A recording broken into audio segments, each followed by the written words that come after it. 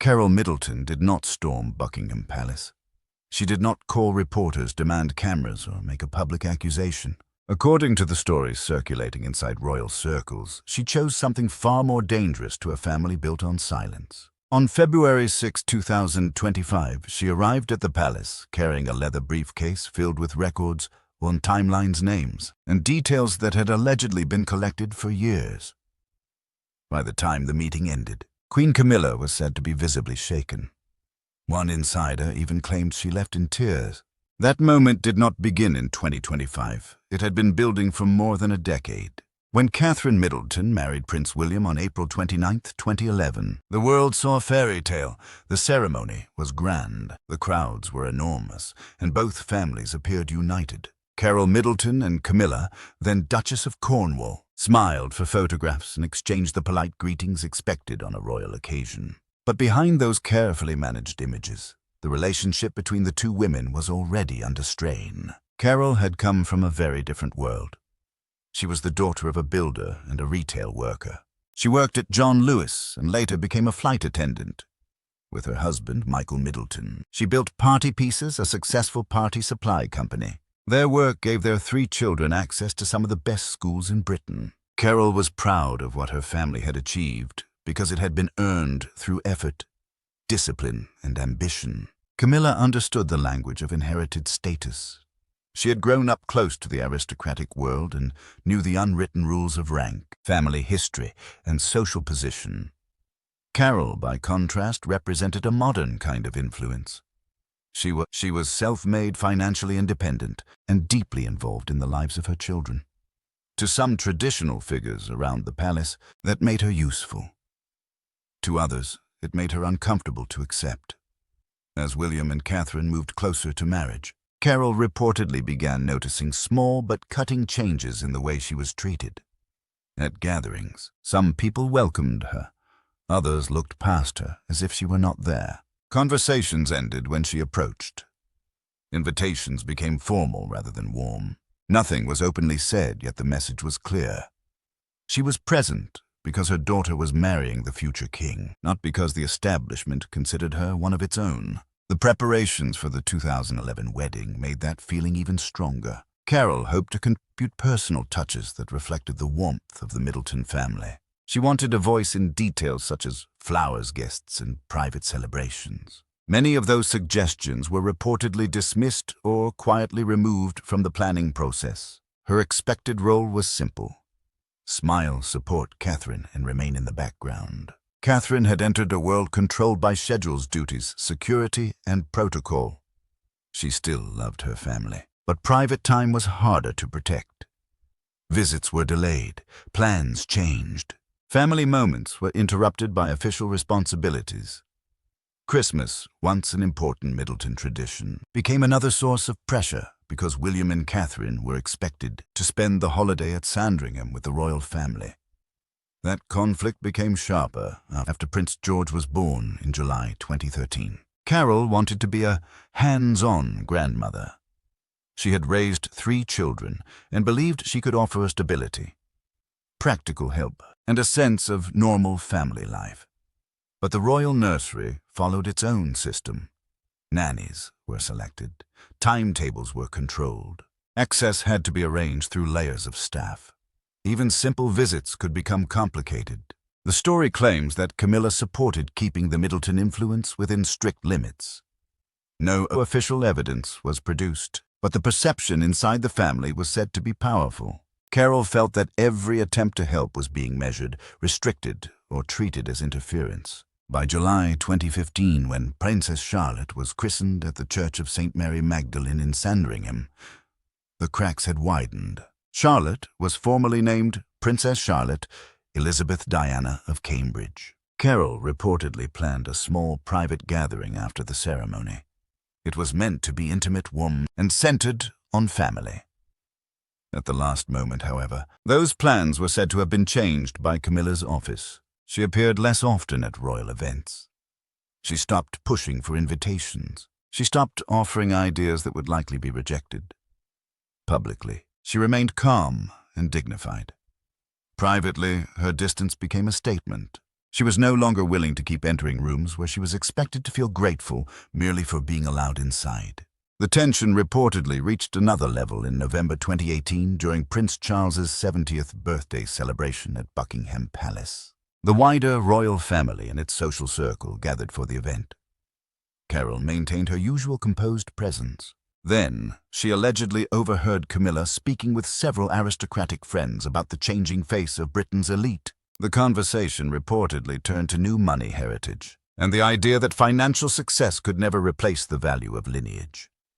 No name was mentioned. Yet, those familiar with the family dynamics understood the implication. Carole had built a business, raised 3 children, and supported Catherine through one of the most demanding transitions imaginable. Still, she was being reminded that some people would always see her as an outsider. She recorded cancelled visits with her grandchildren. She noted family plans that were altered without her input. She documented events from which the Middletons were excluded. She preserved dates, conversations, and patterns that seemed minor when viewed separately, but looked more serious when placed together. Through years of business and social connections, Carole was also said to have private arrangements linked to palace life. These included property decisions, unusual spending patterns, changes in charitable distributions, and possible overlap between personal luxury and official royal obligations. The transcript does not provide verified documents or named witnesses for these claims. It presents them as allegations circulating among insiders. But within the story, those fragments became the foundation of the briefcase Carole would later carry into Buckingham Palace. In March 2024, at a school concert involving Prince Louis in London, royal observers reportedly noticed Carole and Camilla standing at opposite ends of the room.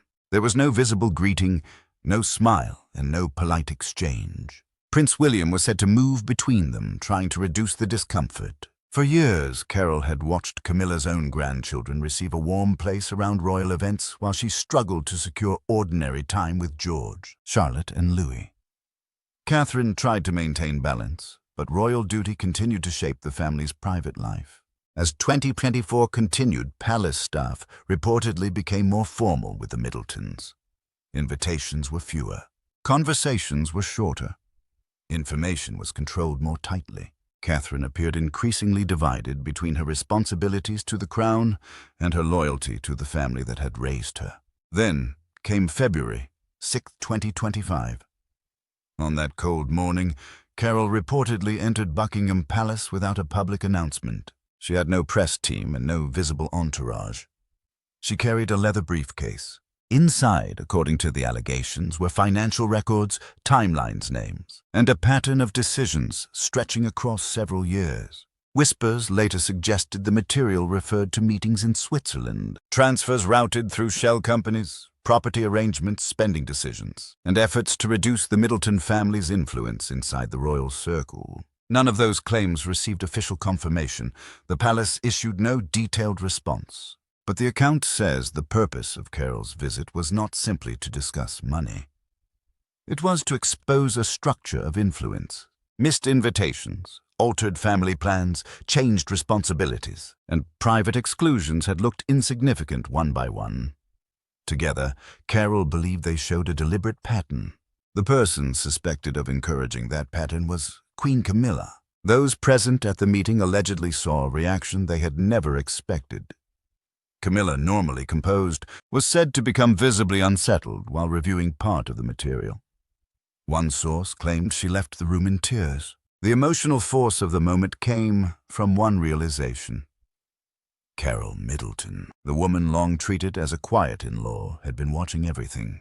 Within hours, the atmosphere inside the palace reportedly changed. Meetings were moved. Senior aides, including some who had already retired, were contacted.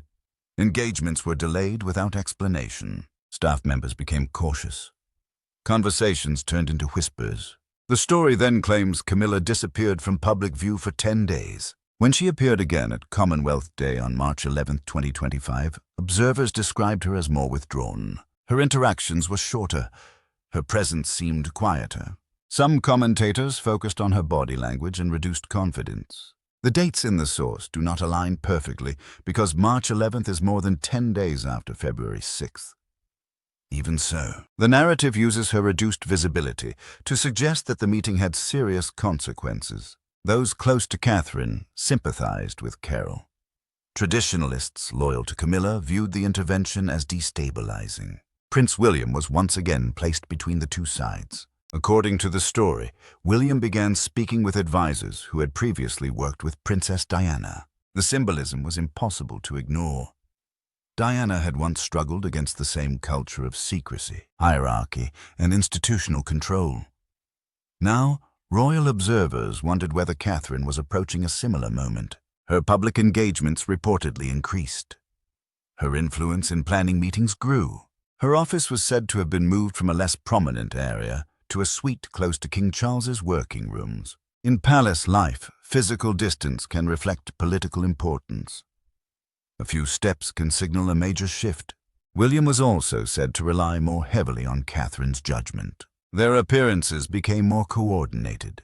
Their public image looked more equal. She offered a way to connect royal tradition with the expectations of modern Britain. Catherine repeated older outfits and combined affordable high-street clothing with expensive designer pieces. During a cost-of-living crisis, that choice suggested restraint and awareness. Social media, under her influence, became warmer.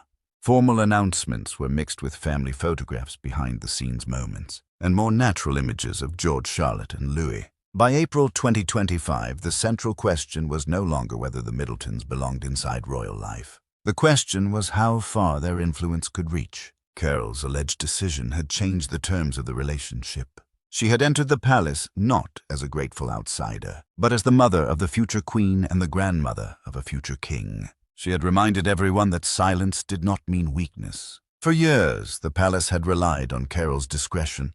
She rarely complained publicly. She avoided scandal. She protected Catherine and the children. That restraint may have caused people to underestimate her. The briefcase, whether every allegation inside it was accurate or not, represented something larger. It represented memory.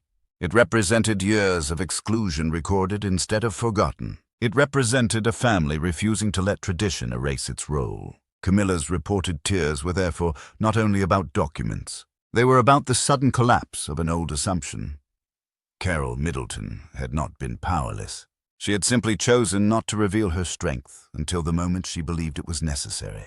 She learned patience from royal life and resilience from her family. She understands ceremony, but she also understands ordinary people. She knows when to speak and when silence carries more power.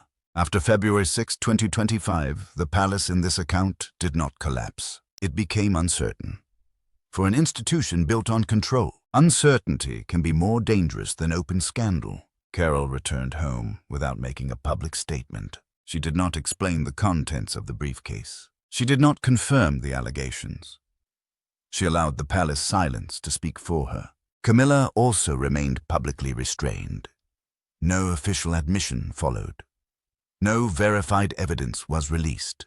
The entire episode remained surrounded by unnamed sources, private claims, and unanswered questions. Carole Middleton had spent years being treated as someone who should know her place. On February 6th, she allegedly entered Buckingham Palace and redefined that place herself. She had become a force the palace could no longer ignore. And as Catherine's influence appeared to grow through March and April 2025, the balance of power seemed to move with her, but step by step, room by room, and decision by decision. Carole Middleton's unexpected decision suggested that sometimes power comes from the person who remembers everything, says nothing, and walks into the palace carrying the record.